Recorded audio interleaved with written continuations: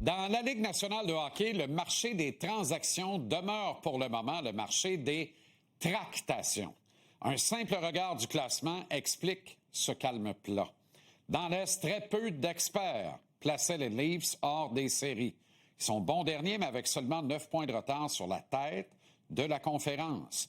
9 équipes se sont départagées que par 2 maigres points de classement au moment où on se parle. On comprend que personne ne soit vraiment vendeur dans les circonstances. Dans l'Ouest, l'Avalanche caracole au sommet, tandis que Nashville et Calgary sont purement largués. Vancouver semble vouloir liquider, ce qui est quand même un brin étonnant, admettons-le. Et les Blues aussi, eux qui pourtant bons derniers de toute la Ligue nationale en janvier 2019, avaient soulevé la coupe 5 mois plus tard à peine.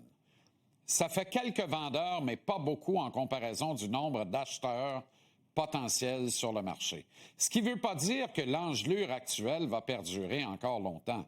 Il y a certainement un directeur général quelque part qui lancera les hostilités.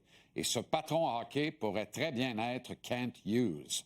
Le DG du Canadien est admirablement bien positionné pour choisir dans le buffet des disponibilités avant tout le monde.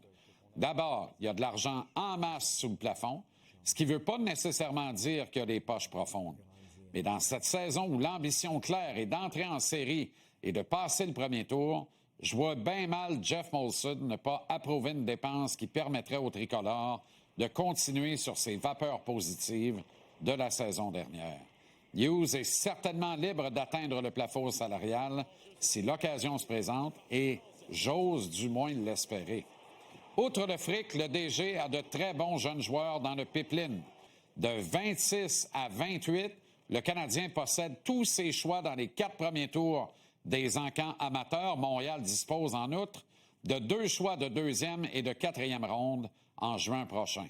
Si le vendeur accepte d'avaler, qui sait, en partie la balance de contrat de Patrick Laine, la petite danse peut devenir un tango effréné.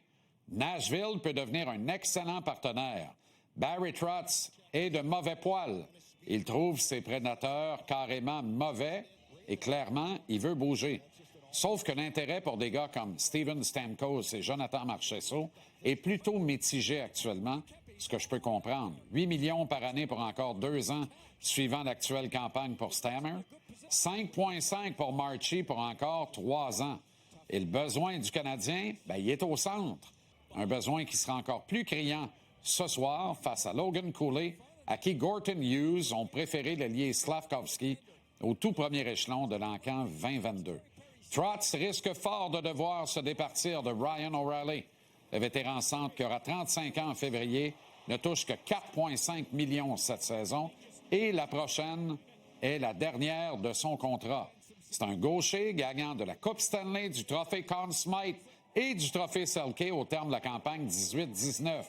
Même qu'il y a 3 ans, c'est avec lui à bord que les ambitieux Leafs sont finalement parvenus à traverser un premier tour en série de fin de saison. Je sais que je vous parle d'O'Reilly depuis des lunes, mais puisque le deuil de Sidney Crosby semble devoir se concrétiser, il devient la cible de prédilection pour le tricolore. À moins que Montréal ne porte un grand coup et n'acquiert Elias Pettersson des Canucks de Vancouver. Sauf que dans ce cas-là, le prix va être exorbitant, rien de moins. Les Canucks ne laisseront pas partir le premier centre de leur organisation sans en acquérir un potentiel en devenir au change, ce qui équivaut à conclure que Michael Age serait impliqué dans cette transaction. On peut ajouter le nom de David Reinbacher, si ce n'est Jayden Struble ou Arber Xhekaj. Quelques choix de repêchage, dont un de premier tour, seraient certainement également demandés par Vancouver. Tandis que pour les services d'O'Reilly, le prix, bien que plus élevé que la normale, j'en conviens, serait quand même acceptable dans la circonstance actuelle. Au fait, parlant de prix, si le danseur demande Caden Goulet dans une transaction, seriez-vous prêt à vous départir du fragile défenseur qui, lorsqu'il joue, rend d'excellents services? Je vous dis ça parce que lui aussi, son nom circule.